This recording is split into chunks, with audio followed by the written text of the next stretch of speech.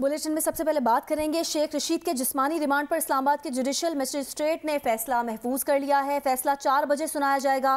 साबिक वजीर दाखिला शेख रशीद को आसिफ जरदारी पर इमरान खान के कत्ल की साजिश का इल्जाम लगाने के मुकदमे में इस्लामाबाद की F8 कचहरी में पेश किया गया था। शेख रशीद के जिस्मानी रिमांड पर इस्लामाबाद के जुडिशल मजिस्ट्रेट ने फैसला महफूज कर लिया है। इसी पर मजीद तफसीलात जानेंगे अरफा फिरोज जकी से, जो वहीं पर मौजूद है। अरफा, शेख रशीद की पेशी के मौके पर वकला के दलाइल और जजेस के रिमार्क्स क्या थे और शेख रशीद ने अदालत को क्या बताया?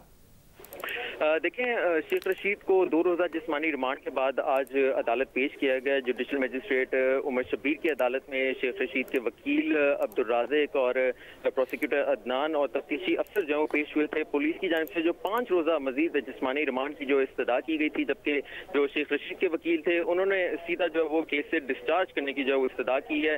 तफ्तीशी अफसर ने यह बताया कि शेख रशीद के जो 2 टेस्ट करवाने हैं। एक तो वॉइस मैचिंग टेस्ट जो था वो तो करवा लिया गया, लेकिन अभी फोटोग्रामेट्रिक टेस्ट जो वो करवाना है, जिस पर जो शेख रशीद के वकील थे और शेख रशीद खुद भी उन्होंने भी कहा कि उन्होंने क्यों जो वो फोटोग्रामेट्रिक टेस्ट करवाना है, क्योंकि जो बयान मैंने दिया है इंटरव्यू में, जो मैंने कहा है वो मैं इकरार उसका कर रहा हूँ, उनसे मैं इनकारी जो है वो नहीं हो रहा। शेख रशीद भी जो रोस्टरम पर वो आए थे जज से जो इजाजत लेकर, उन्होंने कहा कि मुझे अस्पताल जो है वो भेजा जाए क्योंकि मेरे पैरों और हाथों पर खून है। जज ने जो है वो इस्तफसार किया कि आप मुझे दिखाएं कि कहाँ आपके खून है हाथों पर। तो शेख रशीद ने हाथ अपने आगे किया और उन्होंने दिखाया कि उनके हाथों पर जो है वो जख्म कुछ जो है वो लगे हुए थे।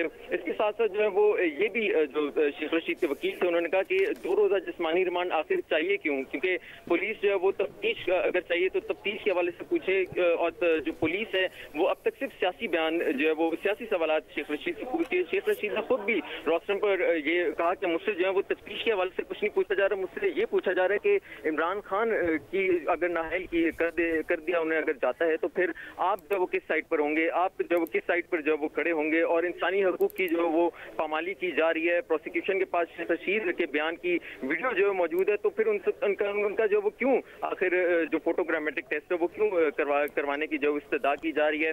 शेख रशीद जो है वो भी रोस्टरम पर आए थे। उन्होंने उनके वकील जो थे उन्होंने साथ में कहा कि शेख रशीद के खिलाफ मुख्तलिफ पुलिस स्टेशनों में जो मुकदमा दर्ज किए जा रहे हैं। करप्शन के सबूत इकट्ठे करने के लिए तफ्तीशी टीम भी जो है वो लगाई गई थी पिछले कुछ चंद माह से, लेकिन उनके खिलाफ जो कोई भी सबूत जो करप्शन का था वो कोई भी उन्हें जो वो नहीं मिला। और अब 5 रोज़ा जिस्मानी रिमांड की इस्तदा की गई है प्रोसिक्यूशन साइड से, जबकि केस डिस्चार्ज करने की इस्तदा की गई है शेख रशीद की जानिब से। अभी इस टाइम कमरा अदालत में शेख रशीद मौजूद हैं और जो अदालत ने ये फैसला जो है वो अभी जो महफूज किया है वो 4 बजे सुनाने का जो है वो उन्होंने कहा है। जी, शेख रशीद के जिस्मानी रिमांड पर इस्लामाबाद के जुडिशल मजिस्ट्रेट ने फैसला महफूज कर लिया है। 4 बजे फैसला सुनाया जाएगा।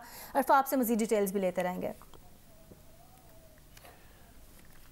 इस वक्त लाहौर में परवेज खटक मीडिया से गुफ्तगू कर रहे हैं। महंगाई होगी, अब जो शरायत आप देखे हैं कि बिजली महंगा करो और गैस महंगा करो और पेट्रोल करो महंगा करो और टैक्सेस लगाओ, तो ये मुल्क सिर्फ इसके लिए तो अंधा लूला पे बिठा दो कि वो टैक्सेस लगाता जाए, महंगाई करता जाए, तो कोई भी चला सकता है। इनमें क्या ऐसी खासियत है कि ये मुल्क को ठीक कर सकते हैं? ये मुल्क पहुंचाया इन्होंने ये मुल्क पहुंचाया इस दौर तक। अगर ये कर्जे ना लेते, सही हुकूमत होती, कानून साजी सही होती, इंसाफ होता, मुल्क में ज्यादती ना होती। दुनिया तरक्की कर चुकी है और हम कर्जों पे कैसे मुल्क चल सकता है? आप पॉलिसी दें कि आपके पास क्या पॉलिसी है कि ये मुल्क दलदल से निकलेगा, कर्जों पे नहीं निकलेगा और डूबता जाएगा।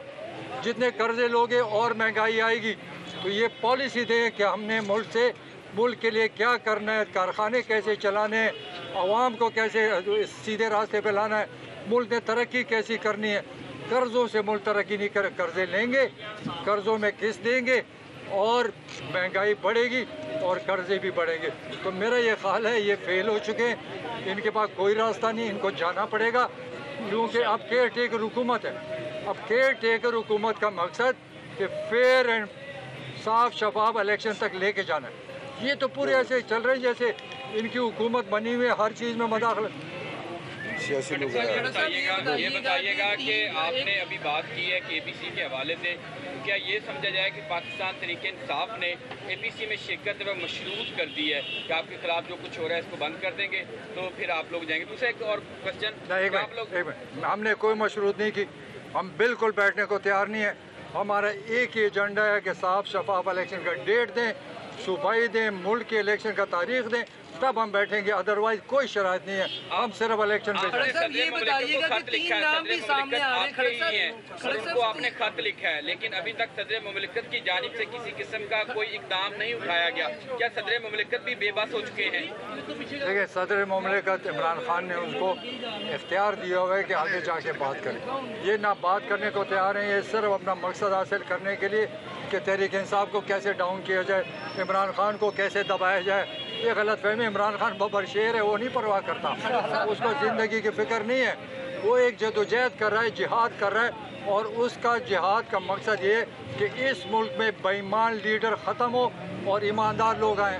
बेशक हम नहीं होंगे, हमारी ज़िंदगी का कोई पता नहीं, इमरान खान का कोई पता नहीं, लेकिन इस मुल्क को एक ना आवाज़ दे दिया, ज़ुबान दे दी कि खुदा के वास्ते एक मुल्क में ईमानदार लोगों के साथ दो।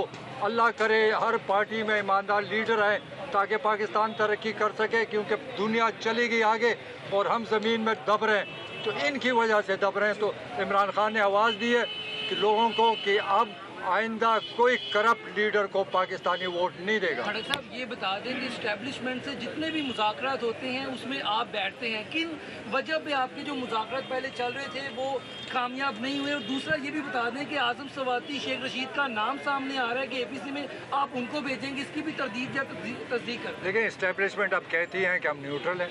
ठीक है, अगर न्यूट्रल है तो फिर बात की ज़रूरत भी नहीं है। तो मुझे ऐसे लग रहा है कि वो कोशिश कर रहे हैं न्यूट्रल हो जाएं, लेकिन ये हुकूमत चाहती है कि उसमें इनको इन्वॉल्व किया जाए। मेरा अपना ख्याल है कि हमारे इदारे अपना अपना काम करें, हुकूमतें अपना काम करें, बाकी इदारे अपना काम करें ताकि मुल्क चल सके। तो मुझे यकीन है कि ये हमारे जो इस्टेब्लिशमेंट है इंशाल्लाह ये न्यूट्रल का किरदार अदा करेंगे, अदरवाइज मुल्क को नुकसान होगा। सर, आज़म सवाती और शेख रशीद की वजह से बता दें कि APC में कोई 3 नाम इनके दिए जाने का इम्कान या गोर है? नहीं, मैंने तो नहीं सुना, अभी मैं खान साहब से मिला हूँ, कोई ऐसी बात नहीं हुई। अच्छा सर, आप परवेज़ खटक साहब ये बताएं कि माजी में जब आपकी हुकूमत थी उस वक्त भी सियासतदानों पर मुकदमे होते रहे, मुख्तलिफ किस्म के मुकदमात होते रहे, और अब भी हम देख रहे हैं वही सिलसिला चल रहा है। आप क्या समझते हैं जो माजी में मुकदमात हुए, राना सनाउल्लाह, दीगर जो लीगी अरकान थे या दीगर आपके अपोजिशन के अरकान थे उन पर हुए, उन पर मुकदमात पर क्या कहते हैं, वो गलत थे या उनको दुरुस्त कहते हैं, और आज जो हो रहे हैं इन पर क्या कहते हैं? देखिए, राना सनाउल्लाह 1-2 मुकदमे ऐसे होंगे जिसको डिस्प्यूट कर सकते हैं, लेकिन बाकी जितने मुकदमे वो तो एहतसाब के थे, हमारे दौर से पहले के बने हुए थे। मेरे ख्याल में हमारे दौर में 1 या 2 मुकदमा एहतसाब में गया होगा, बाकी तो नवाज शरीफ ने इन पर बनाए, इन्होंने उन पर बनाए, वही चल रहे थे। हमने कोई किसी के ख़िलाफ़ कोई मुकदमा नहीं किया, 1-2 को छोड़ के बाकी सब जो एहतसाब के मुकदमे थे। अगर वो जेल में गए, हमने जेल में नहीं डाला, उनकी करतूतों की वजह से जेल में, हमने नहीं पुलिस को कहा कि इसको अंदर कर दो।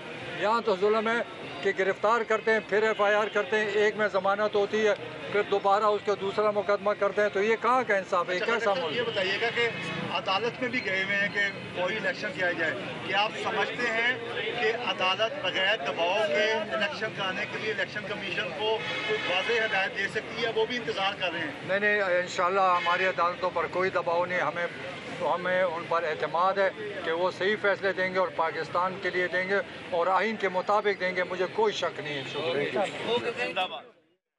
हमारा सिर्फ एक ही मुतालबा है, सिर्फ साफ शफाफ इंतखाबात की तारीख चाहिए, तब हम इनके साथ बैठने को तैयार हैं। अगर दावत देनी है तो इमरान खान से बात करें। कहना था PTI रहनुमा परवेज़ खटक का, जो कि लाहौर में मीडिया से गुफ्तगू कर रहे हैं।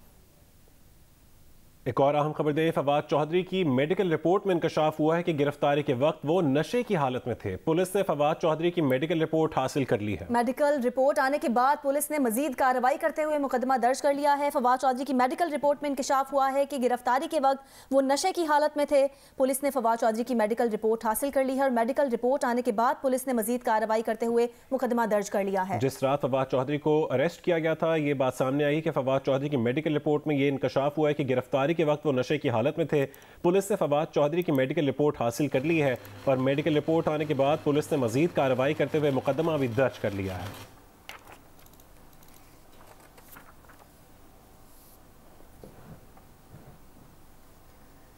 अवामी मुस्लिम लीग के सरबराह शेख रशीद के खिलाफ सदर थाना हब में भी मुकदमा दर्ज कर लिया गया है। सदर थाना हब में पाकिस्तान पीपल्स पार्टी के कारकुन ने दरख्वास्त जमा कराई थी। عوامی مسلم لیگ کے سربراہ شیخ رشید نے پاکستان پیپلز پارٹی کے چیئرمین بلاول بھٹو زرداری کے خلاف نازیبہ الفاظ استعمال کرنے پر پاکستان پیپلز پارٹی کے کارکن علی اصغر کی جانب سے FIR درج کروائی گئی ہے۔ درخواست گزار کے مطابق شیخ رشید ملک میں امن و امان کو خراب کرنے اور خون ریزی کرانے کی سازش کر رہے ہیں۔ شیخ رشید کے نازیبہ الفاظ سے پاکستان پیپلز پارٹی اور عوام میں اشتعال پھیل گیا ہے، جس کی وجہ سے مقدمے کا اندراج کروایا گیا ہے۔ فواد چودھری 3 دن، اعظم سواتی 4 دن اور شہباز گل 27 دن جیل میں رہے، جبکہ مسلم لیگ نون کے رہنماؤں کو طویل عرصہ جیل میں گزارنا پڑا۔ وزیر دفاع خواجہ آصف نے مسلم لیگ نون اور PTI رہنماؤں کے جیل کے بعد حوصلے اور ہمت کا موازنہ پیش کر دیا۔ جاری کی گئی ویڈیو میں مسلم لیگ نون کے رہنماؤں کو دوران قید حوصلے کا مظاہرہ کرتے دیکھا جا سکتا ہے، جبکہ تحریک انصاف کے رہنماؤں کو قید کے دوران روتے ہوئے دکھایا گیا۔ خواجہ آصف نے ویڈیو شیئر کرتے ہوئے لکھا کہ سیاسی ورکرز اور رہنماؤں کو اپنے نظریات اور عقائد کے تقدس کے لیے حوصلہ بلند، ہمت جوان اور عزم و وقار کے ساتھ آزمائش کا مقابلہ کرنا چاہیے۔ اقتدار کے نشے میں سیاست کی آزمائشوں کو بھولنا نہیں چاہیے۔